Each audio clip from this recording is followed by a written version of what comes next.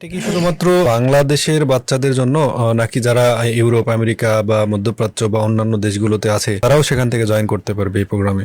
এই প্রোগ্রামটা যেহেতু অনলাইনে আমরা এটা করেছি, সমগ্র বিশ্বের সব জায়গা থেকে যেন শিশুরা তারা জয়েন করতে পারে। কারণ কি?